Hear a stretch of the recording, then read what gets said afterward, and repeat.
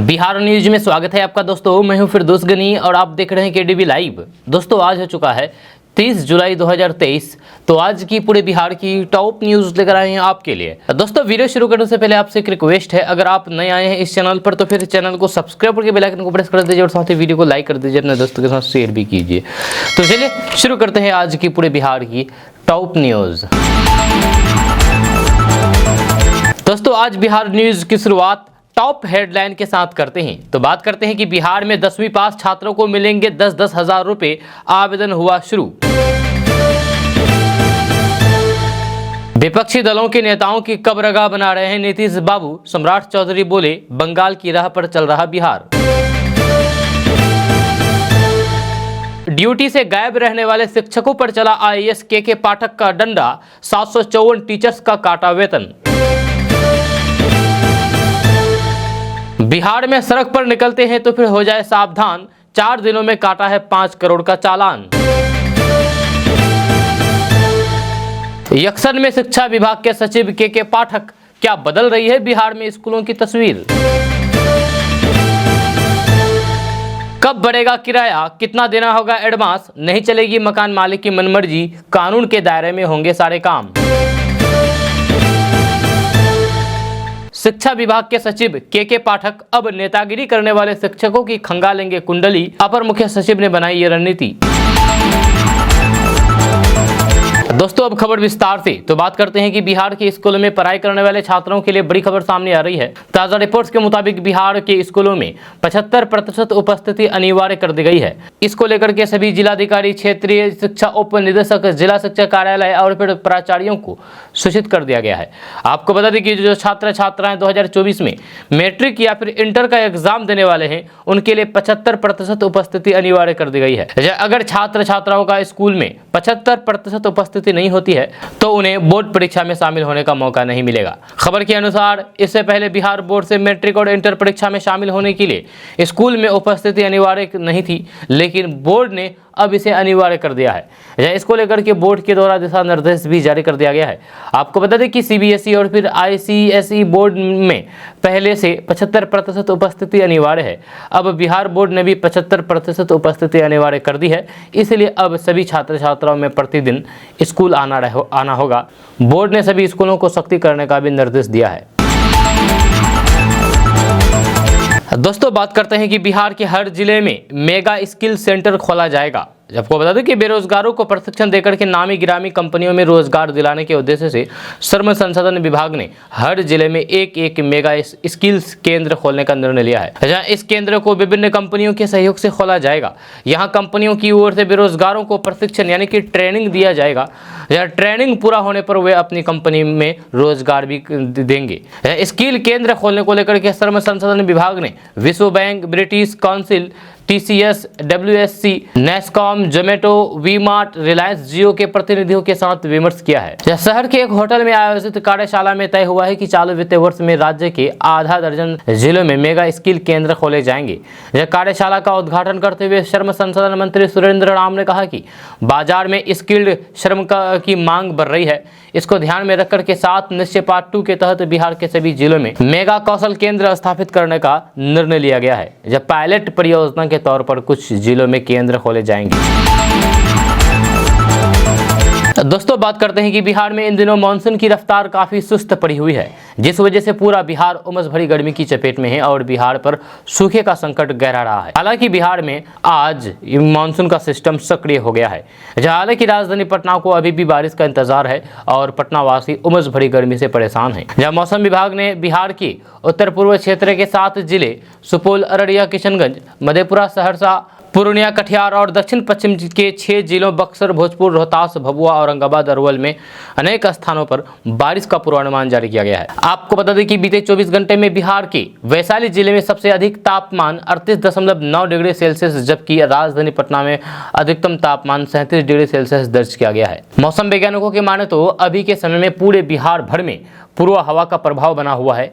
इस हवा से वातावरण को नमी मिलती है और फिर बारिश की संभावना बनती है, लेकिन वर्तमान के पूर्वा से मिलने वाली नमी में इतनी ताकत नहीं है जो कि उसके ऊपर वातावरण तक पहुंच सके। इसी कारण राज्य में बारिश नहीं हो रही है। दोस्तों बात करते हैं कि के पाठक एक्शन में हैं, जो शिक्षा व्यवस्था को दुरुस्त करने को लेकर के नए नए फरमान जारी कर रहे हैं। अपर मुख्य सचिव के पाठक ने एक पत्र जारी करते हुए शिक्षकों को नई जिम्मेदारी सौंपी है। जब के पाठक ने मुहर्रम में बिगड़ती कानून व्यवस्था को लेकर के फरमान जारी किया है, जिसके तहत अब शिक्षक घर घर जाकर के शांति व्यवस्था की अपील करेंगे। यह शिक्षकों के कंधों पर दंगा रोकने की जिम्मेदारी रहेगी, यानी कि अब शिक्षक अपने अपने क्षेत्रों में शांति व्यवस्था बनाए रखने की जिम्मेदारी संभालेंगे। यह शिक्षक इसके लिए घर घर जाकर के लोगों को जागरूक करेंगे। के पाठक न सिर्फ आदेश जारी कर रहे हैं, बल्कि आदेशों का पालन स्कूल में ही हो रहा है या नहीं, ये भी सुनिश्चित कर रहे हैं। इसके लिए वे स्कूलों का भी निरीक्षण खुद कर रहे हैं। ऐसे में जब के पाठक सिवान के स्कूल निरीक्षण के लिए पहुंचे तो फिर स्कूल प्रबंधक में हड़कंप मच गया। जिले के तमाम स्कूलों के शिक्षक अलर्ट हो गए। के पाठक सारण के कुछ इलाकों में निरीक्षण करते हुए सिवान पहुंचे, जहां छपरा सिवान बॉर्डर के इलाकों में स्थित स्कूलों का निरीक्षण किया। वहीं शिक्षा सचिव की सख्ती का असर बिहार के सरकारी स्कूलों में दिखने लगा है, जहां टीचर अब समय पर स्कूल पहुंचने लगे हैं। स्कूल में पढ़ने वाले शिक्षक भी समय पर उपस्थित हो रहे हैं। दोस्तों बात करते हैं कि बिहार के छपरा नगर निगम की मेयर राखी गुप्ता को पद्म मुक्त कर दिया गया है। पद्म मुक्त, जी हाँ। निर्वाचन आयोग को बच्चों के बाबत गलत जानकारी देने की बात साबित होने के बाद उन्हें मेयर पद से बर्खास्त कर दिया गया है। गुरुवार को राज्य निर्वाचन आयोग ने राखी गुप्ता के 3 बच्चे होने की बात साबित होने के बाद उन्हें बर्खास्त कर दिया गया है। साथ ही चुनावी हल्फनामे में गलत जानकारी देने के लिए राखी गुप्ता के खिलाफ नगर पालिका एक्ट 2007 के तहत कार्रवाई सुनिश्चित करने का आदेश दिया है। राखी गुप्ता ने पिछले साल दिसंबर में हुए नगर निगम चुनाव में मेयर का चुनाव जीता था। राखी गुप्ता के 3 बच्चे हैं। एक बच्चे को उन्होंने जन्म के बाद लिखित तौर पर अपने एक निसंतान रिश्तेदारों को सौंपा था, लेकिन चुनाव आयोग के नियम है कि बच्चों को गोद देने के बाद भी वे उस बच्चे के जैविक माँ बाप माने जाएंगे। छपरा मेयर के 3 बच्चों के बारे में जानकारी रजिस्ट्री ऑफिस से मिले कागजात से साबित हुआ है। यह कागजात में रखी गुप्ता के 3 संतान, 2 बेटी श्रेयांशी प्रकाश, शिवंशी प्रकाश और 1 बेटा श्रेष्ठ प्रकाश के बारे में जानकारी सामने आई है, जिसको लेकर के चुनाव आयोग ने इन्हें अपने पद से ही बाहर कर दिया है। दोस्तों बिहार में जहां पर हिंदू अल्पसंख्यक हैं वहां सुरक्षित नहीं है। बिहार सरकार तुष्टिकरण की राजनीति बिहार को बर्बाद करने पर तुली हुई है। नेता प्रतिपक्ष विजय कुमार सिन्हा ने ये बातें बीजेपी कार्यालय में प्रेस कॉन्फ्रेंस करके नीतीश सरकार पर ऐसे ही कई गंभीर आरोप लगाए हैं। ये बातें कही है। उन्होंने कहा है कि जिस तरीके से कटिहार, बेगूसराय और मुजफ्फरपुर में लोगों की जान जा रही है, इन सब जगहों का हमने दौरा किया है और देखा है कि कहीं न कहीं सरकार तुष्टिकरण की नीति को अपना करके कार्रवाई कर रही है। विजय कुमार सिन्हा ने कहा है कि हिंदू जहां पर अल्पसंख्यक है वह सुरक्षित नहीं है। सीमांचल के कई जिलों की घटनाओं का उदाहरण देकर के हम आपको बता सकते हैं कि वहां पर हिंदू कहीं से भी सुरक्षित नहीं है। सरकार इन सब घटनाओं को लेकर के श्वेत पत्र जारी करे, नहीं तो बीजेपी ऐसी घटनाओं पर जो एक तरफा कार्रवाई हो रही है उसके खिलाफ प्रदर्शन करेगी और फिर लोगों को बताएगी कि बिहार सरकार किस तरीके से तुष्टिकरण की राजनीति करके बिहार को बर्बाद करने पर तुली है। विजय कुमार सिन्हा ने कहा है कि उन्होंने बेगूसराय, मुजफ्फरपुर और कटिहार का दौरा किया है, वहां के लोगों से पूछताछ की है। जिस तरीके से मुजफ्फरपुर में व्यवसाय की जान ली है, जब उसमें कहीं ना कहीं जदयू के बड़े नेताओं का हाथ है। जब उन्होंने कहा है कि जिस तरीके से लगातार धार्मिक स्थल पर या फिर कोई धार्मिक कार्यक्रम के मौके पर हिंसा की घटनाएं बढ़ रही है, उससे स्पष्ट है कि बिहार में कानून व्यवस्था पूरी तरीके से फेल है। दोस्तों बात करते हैं कि बिहार के डिप्टी सीएम तेजस्वी यादव कई बार विभिन्न खेलों में हाथ आजमाते हुए नजर आए हैं। जब कभी बैडमिंटन खेलते हुए उन्होंने वीडियो बना डाला तो फिर कभी क्रिकेट खेलते हुए वीडियो बना डाला। लेकिन शुक्रवार को उन्होंने अपने इंस्टाग्राम पर जो वीडियो डाला है वह आरजेडी कार्यकर्ताओं और फिर लालू प्रसाद यादव के शुभचिंतकों के लिए मनोबल बढ़ाने वाला है। तेजस्वी यादव ने अपने ऑफिशियल इंस्टाग्राम आईडी पर अपने पिता लालू प्रसाद यादव का वीडियो शेयर किया है, जिसमें वे बैडमिंटन खेलते हुए नजर आ रहे हैं। तेजस्वी यादव ने अपने इंस्टाग्राम पर इस वीडियो को शेयर करते हुए लिखा है कि डरना नहीं सीखा है, झुकना नहीं सीखा है, लड़ा है लड़ेंगे, जेल से नहीं डरेंगे और आखिर में जीतेंगे। ऐसा माना जा रहा है कि तेजस्वी यादव इस वीडियो से भाजपा को संदेश देना चाह रहे हैं कि ईडी और सीबीआई की कार्रवाई से वे लोग डरने वाले नहीं हैं। वीडियो में लालू प्रसाद यादव काफ़ी चुस्त दुरुस्त और फिर स्वस्थ नजर आ रहे हैं। किडनी ट्रांसप्लांट के बाद जो उनकी वीडियो सामने आया है, इस वीडियो पर कमेंट्स भी खूब हो रहे हैं। दोस्तों बात करते हैं कि 2024 में होने वाले लोकसभा चुनाव में कुछ महीने का अभी वक्त है जहाँ सबसे अधिक नजरें बिहार पर टिकी है, क्योंकि यहाँ अलग तरीके की राजनीति हो रही है। जहाँ बिहार के मुख्यमंत्री नीतीश कुमार ने विपक्षी एकता मुहिम शुरू की है और फिर पहली बैठक पटना में ही हुई है।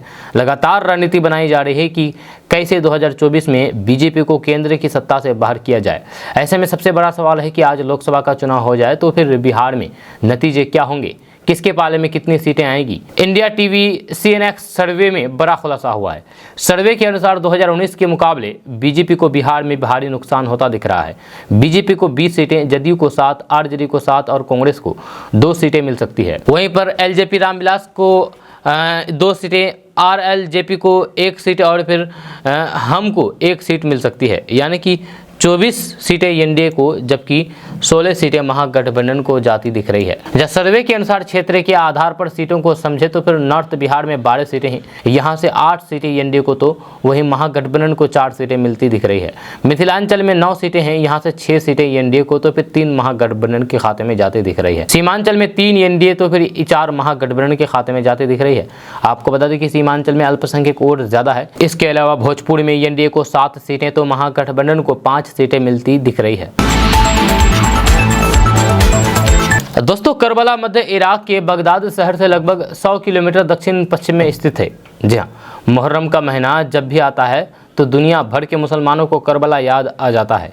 मुहर्रम की 10 तारीख को इसी करबला में अपने नाना पैगंबर हजरत मोहम्मद साहब के सिद्धांतों की रक्षा के लिए हजरत इमाम हुसैन ने अपना बलिदान दे दिया। जब बगदाद की तरह ही एक करबला बिहार के गया में भी है, जहाँ दोनों में काफी समानता है। बिहार के गया के करबला का निर्माण एक हिंदू परिवार ने किया था। दिलचस्प बात यह है कि एक मुस्लिम महिला जीनत के ख्वाबों का ताबीर है। आपको बता दें कि बगदाद की तरह ही करबला बनाने का ख्वाब लेकर के निकली जीनत के कदम गया में रुक गए, जहां वे यहाँ शहर के नामवर शख्सियत हरिहर प्रसाद राय के यहाँ पहुंच गई और यहीं से करबला बनाने की कहानी शुरू हुई थी। जिस शख्स का भी कदम गया के करबला में पड़ता है तो फिर बगदाद के करबला की याद ताजा हो जाती है।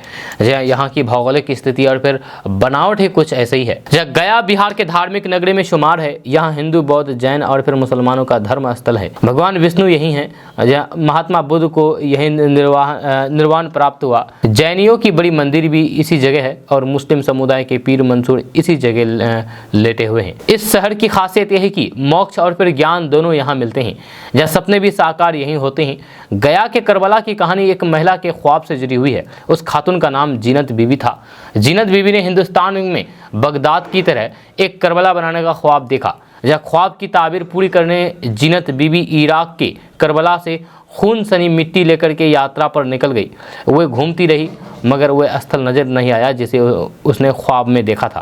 ख्वाब में देखे हुए जगह को हकीकत में बदलने की जिद के लिए जीनत बीबी गया से गुजर रही थी कि मौजूदा करबला के पास अचानक उसके कदम रुक गए, क्योंकि फल्गु नदी एकदम सामने था। जैसे इराक में नहरे फरात है और पीछे 2 छोटी छोटी पहाड़ी दृश्य एकदम बगदाद के करबला। जैसे इराक में नहरे फरात है और पीछे 2 छोटी छोटी पहाड़ियां, दृश्य एकदम बगदाद के करबला जैसा। भौगोलिक दृष्टिकोण से भी देखा जाए तो फिर ये इलाका यहाँ पर आज करबला तामीर है। आपको बता दें कि मुहर्रम के दिन यहाँ पर तो भीड़ रहती है, साथ ही आम दिनों में भी यहाँ के करबला को देखने दोनों कौम यानी कि हिंदू मुस्लिम बगैर किसी धार्मिक मतभेद के पहुँचते हैं और इमाम हुसैन के प्रति अपनी आस्था जताते हैं।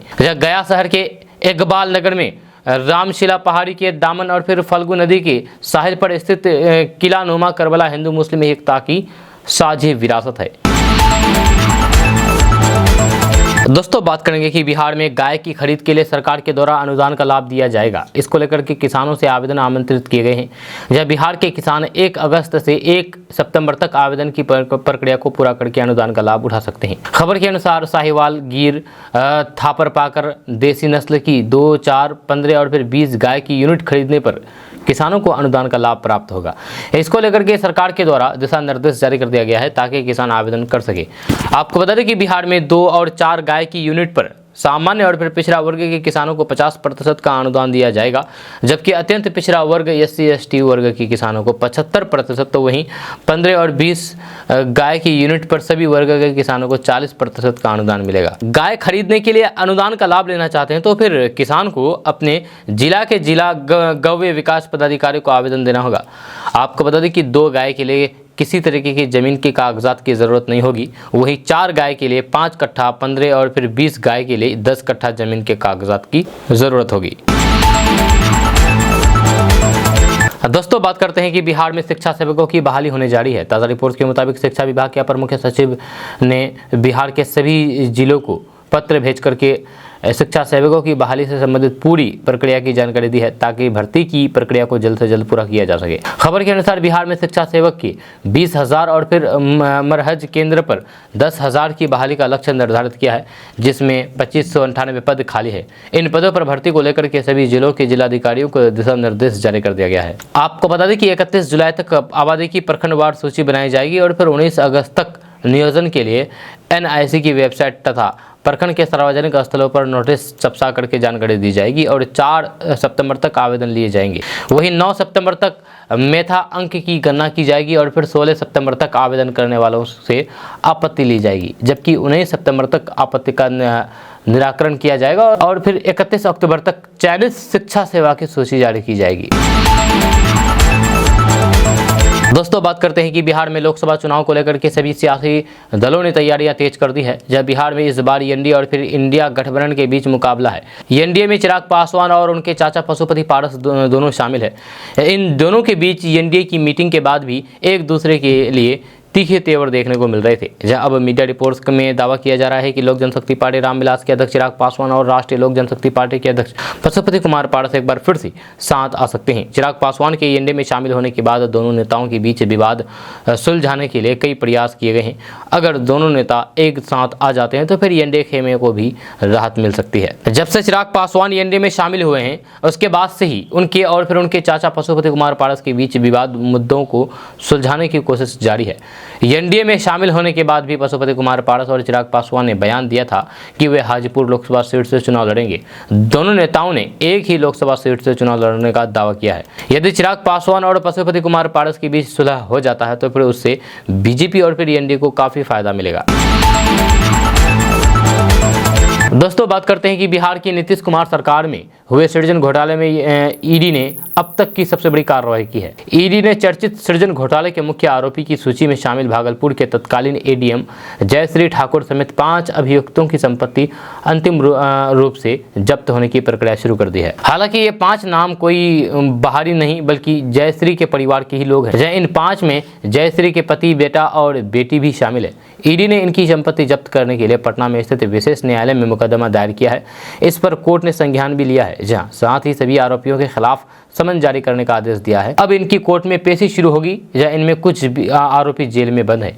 ईडी इन सभी आरोपियों की अब तक 10 करोड़ 78 लाख रुपए की अवैध संपत्ति प्रारंभिक तौर पर जब्त कर चुकी है। इन मामलों की जांच करते हुए ईडी पहली बार में इन आरोपियों की 6 करोड़ 84 लाख की संपत्ति को जब्त की थी। दूसरी बार में इनकी 3 करोड़ 94 लाख रुपए की अवैध संपत्ति का पता चलने पर इन्हें भी जब्त किया गया है, ताकि भ्रष्ट आचरण से कमाई गई उनकी पूरी संपत्ति सरकार के हिस्से में आ जाए। दोस्तों बात करते हैं कि बिहार में स्मार्ट बिजली मीटर का असर दिखने लगा है। जहां समय पर बिजली बिल जमा करने के कारण अपने गठन के 65 साल में पहली बार बिजली कंपनी मुनाफे में आ गई है। देश के अन्य राज्य गुजरात, आंध्र प्रदेश सहित करीब आधा दर्जन प्रदेशों में अब बिहार का नाम भी शामिल हो गया है, जहां बिजली कंपनी मुनाफे में है। जब बिहार की बिजली कंपनी की तरफ से की जा रही डेटा के अनुसार बिहार राज्य विद्युत बोर्ड का गठन 1998 में हुआ था। इसके बाद 1 नवंबर 2012 को इस बोर्ड को भंग करके 5 कंपनियों का गठन किया गया, जिसका उद्देश्य बोर्ड की वित्तीय घाटे को कम करना था। ऐसे में अपने गठन के 65 साल बाद ये कंपनी मुनाफे में आई है। आपको बता दें कि वर्तमान में राज्य में शहरी क्षेत्र में 23 से 24 घंटे बिजली और फिर ग्रामीण क्षेत्र में 20 से 22 घंटे बिजली की आपूर्ति की जा रही है। ऐसे में वित्तीय वर्ष 2022-23 में south Bihar power distribution company limited की 17,982 करोड़ रुपए हो गई है, जो पिछले साल की वित्तीय आय से 42% अधिक है। अच्छा, इस तरीके से साउथ बिहार बिजली कंपनी ने 422 करोड़ रुपए का मुनाफा अर्जित किया है। दोस्तों बात करते हैं कि बिहार में शिक्षा विभाग में सुधार को लेकर के नए अपर मुख्य सचिव के पाठक एक्शन मोड में नजर आ रहे हैं। आए दिन वे कोई ना कोई नया फरमान जारी कर रहे हैं, साथ ही साथ खुद भी स्कूलों के औचक निरीक्षण पर निकल रहे हैं। इस दौरान उनके तरफ से राज्य भर के कई टीचरों पर एक्शन भी लिया जा चुका है। इसके बाद अब के पाठक ने राज्य सरकार के बहाल टोला सेवक या फिर शिक्षा सेवक पर सख्ती बढ़ती है। पाठक ने यह आदेश दिया है कि राज्य के स्कूलों में तय परसेंटेज से कम बच्चे मिले तो फिर इनके यानी कि इन शिक्षकों की वेतन काटे जाएंगे। दरअसल शिक्षा विभाग की तरफ से एक आदेश जारी किया गया है कि जिनमें साफ तौर पर कहा गया है कि ये लिखा गया है कि जिस टोले से विद्यालय में बच्चों की उपस्थिति 90% से कम रहेगी उन टोला सेवकों या फिर शिक्षा सेवकों के मानदेय में कटौती की जाएगी। जिसके बाद शिक्षा सेवक सक्रिय हो गए हैं। टोला सेवक लगातार अब घर घर जाकर के बच्चों को स्कूल भेजने का संदेश दे रहे हैं। आपको बता दें कि टोला सेवकों की नियुक्ति दलित परिवार के बच्चों को शिक्षा के लिए प्रेरित करने के उद्देश्य से की गई थी, जहां अभिभावकों को जागरूक करते हुए बच्चों के पढ़ाने के लिए स्कूल में नामांकन करने की जिम्मेदारी टोला सेवकों को दी गई थी, जहां इसके बदले में उन्हें प्रतिमाह 12,000 रुपये मानदेय दिया जाता है। दोस्तों बात करते हैं कि कांग्रेस नेता राहुल गांधी ने आज एक निजी यूट्यूब चैनल का वीडियो शेयर करके केंद्र सरकार पर जम करके हमला बोला है। दरअसल ललन टॉप नाम के यूट्यूब चैनल पर एक किसान सवाल का जवाब देते वक्त रो पड़ता है। किसान अपनी परेशानी को बताते हुए भावुक हो जाता है। दरअसल राहुल गांधी ने जिस वीडियो को शेयर किया है उसमें देखा जा सकता है कि एक सब्जी विक्रेता अपने दर्द को साझा करते हुए कहता है कि टमाटर बहुत महंगा बिक रहा है, यदि हम यहाँ से ले जाते हैं तो फिर वहाँ क्या भाव बिके या ना बिके हमें नहीं पता रहता है, हमें इसे बेचना ही पड़ता है क्योंकि 2 से 3 दिन में ये गलने लगता है। जब सब्जी विक्रेता ने कहा है कि हमें कई बार घाटा लग जाता है, इससे गुजारा नहीं हो पाता है, जब फिर कुछ ही देर में वह भावुक हो जाता है। जब वहीं कांग्रेस महासचिव प्रियंका गांधी वाड्रा ने भी इस वीडियो को ट्वीट किया है और केंद्र सरकार पर निशाना साधा है। उन्होंने आरोप लगाया है कि सत्तारूढ़ दल के सांसद गैर मुद्दों को लेकर के संसद में चिल्ला रहे हैं, जबकि प्रधानमंत्री लोगों को झूठी उम्मीदें दे रहे हैं। मीडिया चैनल सरकार के मुखपत्र बने हुए हैं और जनता के मुद्दों से कोसों दूर है। इन सब के बीच महंगाई और घटती आय से जूझ रही आम जनता के दर्द और फिर सिसकियों की किसी को कोई भी परवाह नहीं है। दोस्तों बात करेंगे कि बिहार के गांव में रहने वाले लोग गांव में कई तरह के बिजनेस शुरू कर सकते हैं। इससे गांव से बाहर जाने की ज़रूरत नहीं पड़ेगी। साथ ही साथ आप इस तरह के बिजनेस से अच्छी खासी कमाई कर सकते हैं और अपनी आर्थिक स्थिति को बेहतर बना सकते हैं। बिहार के गांव में आप 3 तरह के बिजनेस कर सकते हैं जो हम आपको अभी बताने वाले हैं। सबसे पहला बिजनेस है दूध का बिजनेस। जी हाँ, आपको बता दें कि बिहार सरकार गाय खरीदने के लिए लोगों को अनुदान दे रही है, जो आपको केडीबी लैब के माध्यम से भी बताया जा रहा है। आप सरकार से अनुदान लेकर के गाय खरीद सकते हैं, साथ ही साथ दूध के बिजनेस को शुरू कर सकते हैं। इस बिजनेस से अच्छी खासी कमाई होती है। वहीं पर आप दूसरा नंबर पर मुर्गी पालन का बिजनेस कर सकते हैं। जी हाँ, गांव में मुर्गी पालन का बिजनेस तेजी के साथ बढ़ रहा है। आप अपने गांव में इस बिजनेस को शुरू कर सकते हैं। आज के समय में इस बिजनेस से अच्छी कमाई होती है। ये बिजनेस हमेशा फायदे वाला माना जाता है। तीसरा नंबर पर है मधुमक्खी पालन का बिजनेस। जी हाँ, बिहार में शहद के उत्पादन को बढ़ावा देने के लिए सरकार मधुमक्खी पालन पर जोर दे रही है। आप सरकारी योजना का लाभ लेकर के आप अपने गाँव में मधुमक्खी पालन का बिजनेस कर सकते हैं। इस बिजनेस से भी अच्छी कमाई होती है। दोस्तों बात करते हैं कि शिक्षा व्यवस्था को पंगु बनाने में शिक्षक नेताओं की भूमिका भी कम नहीं होती है। शिक्षक नेता शिक्षण व्यवस्था को दुरुस्त करने से ज्यादा शिक्षक राजनीति में ही दिमाग लगाते हैं। हालांकि अब शिक्षा विभाग अपर मुख्य सचिव के पाठक ने इनकी कुंडली खंगालने की रणनीति बना ली है। जब शिक्षा विभाग के अपर मुख्य सचिव के पाठक ने अपनी रणनीति के तहत माध्यमिक शिक्षा निदेशालय के माध्यम से जिला शिक्षा पदाधिकारी से शिक्षक संगठन एवं उसके नेताओं का ब्यौरा तलब किया गया है। माध्यमिक शिक्षा निदेशक कन्हैया प्रसाद श्रीवास्तव ने सभी जिला शिक्षा पदाधिकारी को प्रेषित पत्र में निर्धारित रूप से शिक्षक संगठनों का नाम, संगठन का पंजीयन संख्या, संगठन के राज्य स्तरीय अध्यक्ष का नाम, राज्य स्तरीय सचिव का नाम, जिला स्तरीय अध्यक्ष का नाम एवं जिला स्तरीय सचिव का नाम मांगा है। उन्होंने माध्यमिक शिक्षा के ईमेल पर इसे उपलब्ध कराने का निर्देश दिया है। आपको बता दें कि जिले में शिक्षक संगठनों की कमी नहीं है। शिक्षक संगठन बनाकर के अपने को नेता घोषित कर सकते हैं। हालांकि इस ब्यौरे के बाद अब इस परिपाटी पर भी विराम लग जाएगा, इसमें 2 राय नहीं है। बहरहाल माध्यमिक शिक्षा निदेशक के पत्र से शिक्षक नेता पसोपेश में है। दोस्तों बात करते हैं कि भारत से पाकिस्तान गई अंजू को लेकर के हर दिन नई नई खबरें निकल करके सामने आती है। अब नई खबर है कि फातिमा बनी अंजू पर पाकिस्तान में पैसों की बौछार हो गई है। दरअसल अंजू को गिफ्ट में कई कीमती सामान मिले हैं। दरअसल पाकिस्तान के सिंध प्रांत के पत्रकार दिलीप कुमार खन्नी ने अंजू और नसरुल्लाह के डिनर के वीडियो के बाद 2 और वीडियो को ट्वीट पर शेयर किया है। ट्विटर पर शेयर किए गए वीडियो और फिर फोटो के बारे में बताते हुए उन्होंने लिखा है कि पाकिस्तान के जाने माने बिजनेसमैन ने अंजू को शादी के बाद 10 मंजिला अपार्टमेंट में एक 40 लाख रुपए के फ्लैट गिफ्ट किया है। वीडियो में देखा जा सकता है कि पाकिस्तान के जाने माने बिजनेसमैन ने अंजू को पहले कपड़े और फिर शॉल दिए, फिर फ्लेट पेपर दिए। दोस्तों बात करते हैं कि अब किशनगंज की महानंदा नदी से पकड़ी गई देसी मछलियों का स्वाद देश भर के लोग चख सकेंगे। प्रधानमंत्री मत्स्य संपदा योजना के तहत देश भर में चलाए जा रहे रिवर रेचिंग कार्यक्रम में बिहार से एकमात्र किशनगंज जिले का चयन हुआ है। इससे न सिर्फ किशनगंज के मछुआरों को देश स्तर पर पहचान मिलेगी, बल्कि यहाँ के मछुआरे आर्थिक रूप से संपन्न भी हो सकेंगे। यह किशनगंज का नाम भी रोशन होगा। इसके साथ साथ नदी के जल की गुणवत्ता भी सुधरेगी और फिर नदियों की बायोडाइवर्सिटी भी बरकरार रहेगी। इसके अलावा मछलियाँ उत्पादन भी बढ़ेगा। इसको लेकर के मुजफ्फरपुर के मुतुलपुर स्थित बाबा हैचरी को फिंगर लिंक्स तैयार करने का जिम्मा सौंपा गया है। दरअसल महानंदा नदी में विलुप्त हो रही मछलियों को आबाद करने को लेकर के सरकार की तैयारी चल रही है। आने वाले दिनों में महानंदा नदी से देसी मछलियों की प्रजाति रूही और फिर कतला का भी उत्पादन होगा। रिवर चेकिंग योजना से किशनगंज से कटिहार तक बह रही महानंदा नदी की पहचान वाली मछलियों की प्रजातियों का विकास किया जाएगा। योजना के तहत किशनगंज में महानंदा नदी से मत्स्य विभाग के अधिकारियों की मौजूदगी में रोहू और फिर कतला के ब्रूडर्स का कलेक्शन किया गया है। जब मत्स्य हैचरी में इसकी ब्रीडिंग कराई जाएगी, जहां फिंगर लिंक्स तैयार होने के बाद इसे महानंदा नदी में जोड़ा जाएगा, ताकि अच्छी मछलियों की प्रजाति नदी में तैयार हो सके। दोस्तों बात करते हैं कि वाहनों की यानी कि गाड़ियों की खरीद बिक्री में बिहार के अन्य जिलों की तुलना में कोसी, सीमांचल और पूर्व बिहार में पूर्णिया को छोड़कर के अन्य कोई भी जिला टॉप 5 जिलों में शामिल नहीं हो सका है।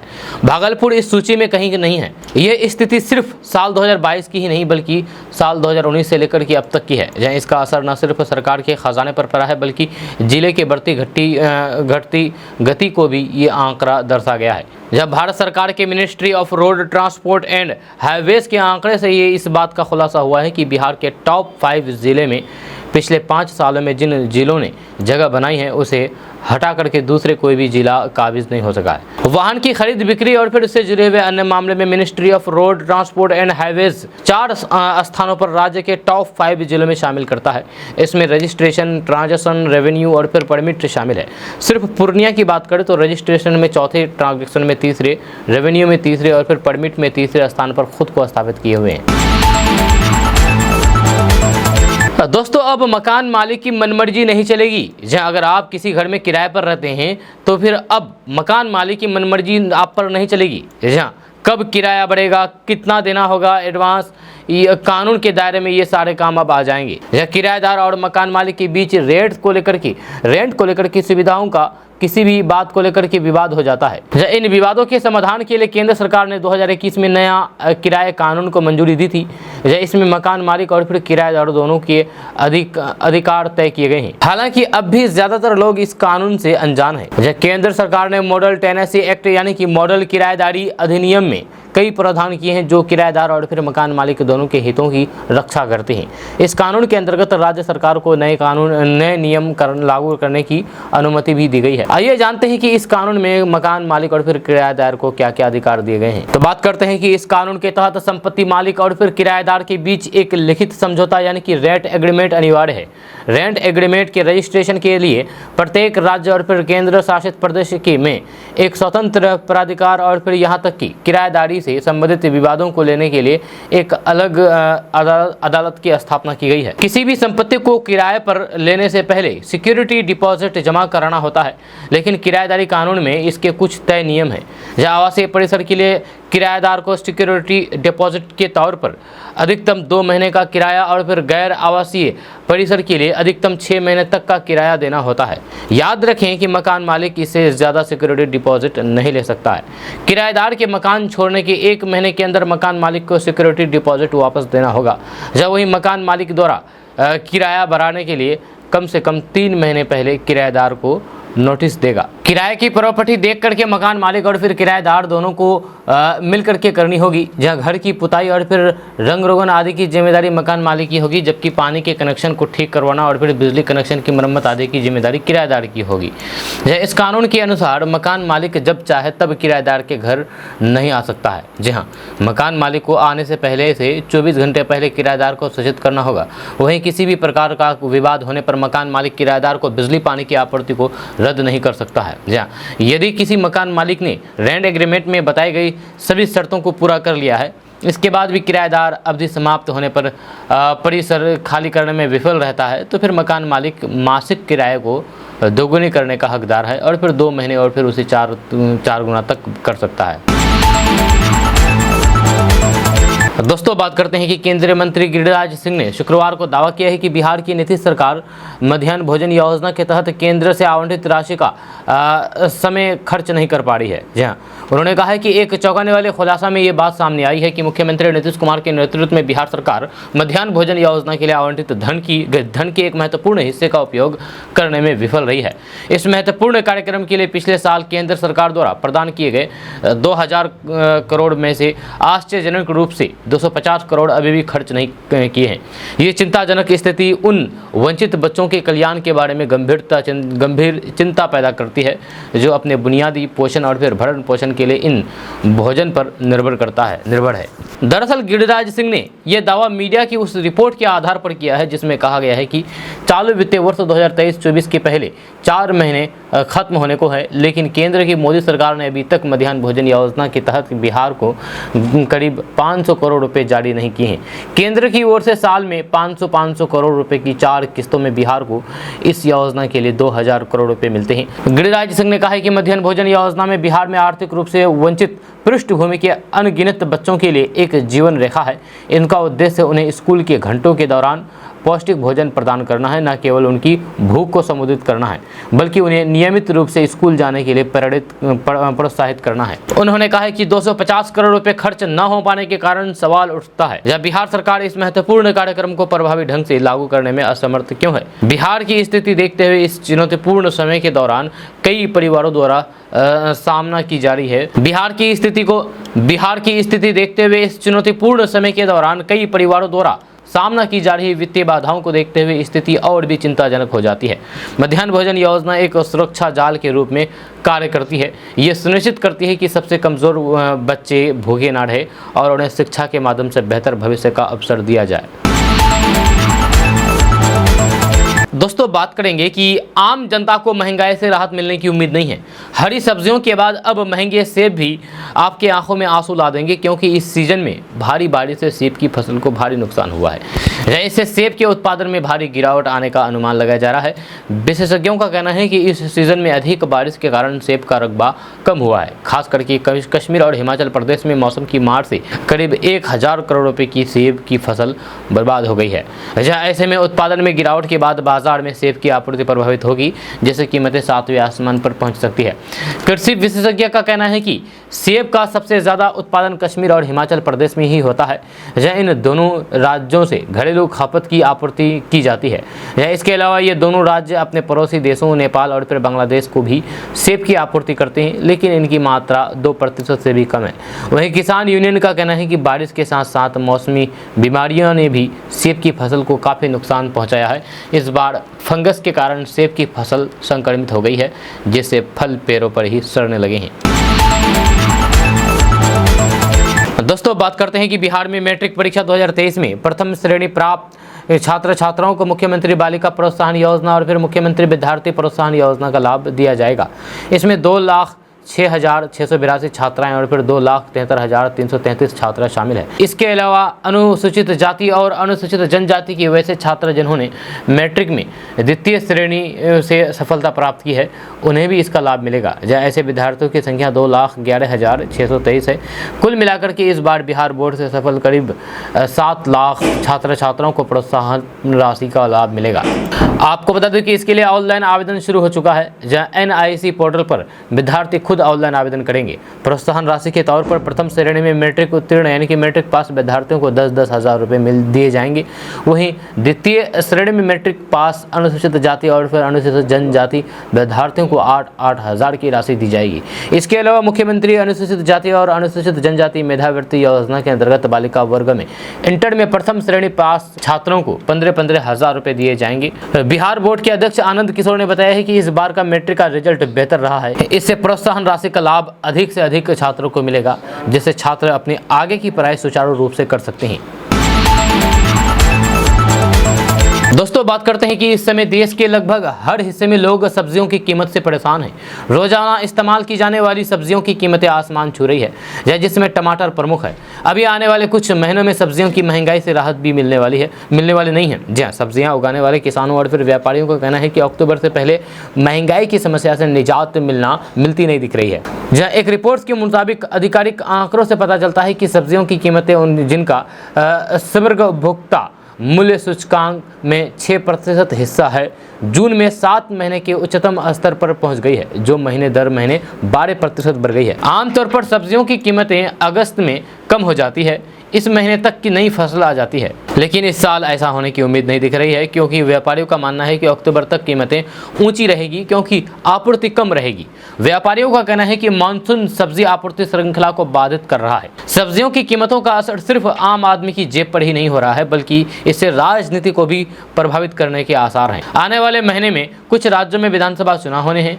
माना जा रहा है कि प्याज, बीन्स, गाजर, अदरक, मिर्च और फिर टमाटर जैसे महंगे खाद्य पदार्थ अगले कुछ महीने में राज्य चुनावों से पहले मतदाताओं में असंतोष पैदा करेंगे। इतना ही नहीं, ऊंची कीमतें खुदरा मुद्रास्फीति को बढ़ावा देंगे, जब खुदरा महंगाई जुलाई में 7 महीने के उच्चतम स्तर पर पहुंचने की उम्मीद है। दोस्तों बात करते हैं कि बिहार में घर बनाने का सपना रखने वालों पर एक बार फिर से महंगाई की मार पड़ने वाली है। दरअसल बिहार में पहले से जमीन की बेतहाशा बढ़ती कीमतों के कारण लोगों के लिए अपने घर का सपना मुश्किल होता जा रहा है। वहीं अब घर बनाने के लिए इस्तेमाल में लाए जाने वाले कंस्ट्रक्शन मटेरियल के रेट में भी उछाल आ जाने से लोगों की परेशानी और अधिक बढ़ने वाली है। जानकारी के अनुसार बारिश के बाद बिहार समेत पड़ोसी राज्य और फिर यूपी में भी बालू, सीमेंट, गिट्टी, ईंट की कीमतों में 25% तक की वृद्धि दर्ज की गई है। अगर बात करें बिहार की नदियों में जलस्तर वृद्धि के कारण खनन पर लगी रोक के बाद बालू की कीमतों में काफी वृद्धि देखने को मिली है। जब पटना में कंस्ट्रक्शन मटेरियल की दुकान मां काली ट्रेडर्स के अनुसार ट्रैक्टर में 100 फीट बालू का रेट 4500 से 5000 रुपये तक पहुंच गया है, जब वहीं 150 फीट की दर 7000 से 7500 रुपये तक है। बताया जा रहा है कि बालू का रेट जून के पहले 3000 रुपये तक 100 फीट था। वहीं सीमेंट का रेट भी प्रति पैकेट 10 से 20 रुपये बढ़ा है। सीमेंट कारोबारी प्रमोद कुमार बताते हैं कि आने वाले दिनों में सीमेंट के रेट में और अधिक उछाल देखने को मिल सकता है। हर पैकेट पर 20 से 30 रुपये बढ़ सकते हैं। उन्होंने बताया है कि 340 रुपये प्रति पैकेट के बिकने वाला सीमेंट 360 से 370 रुपये की रेट से बिक रहा है। दोस्तों आज का न्यूज़ बस तो कैसा लगा नीचे कमेंट बॉक्स में कमेंट करके ज़रूर बताइएगा। अगर आप नए आए हैं इस चैनल पर तो फिर इस चैनल को सब्सक्राइब करके बेल आइकन को प्रेस कर दीजिए। अगर आप इस वीडियो को हमारे फेसबुक पेज पर देख रहे हैं तो पेज को फॉलो कर दीजिए और साथ ही आप हमारे इस पेज को लाइक भी कर दीजिए, अपने दोस्तों के साथ शेयर भी कीजिए। तो चलिए मिलते हैं फिर नेक्स्ट वीडियो के साथ, तब तक के लिए जय हिंद, जय बिहार।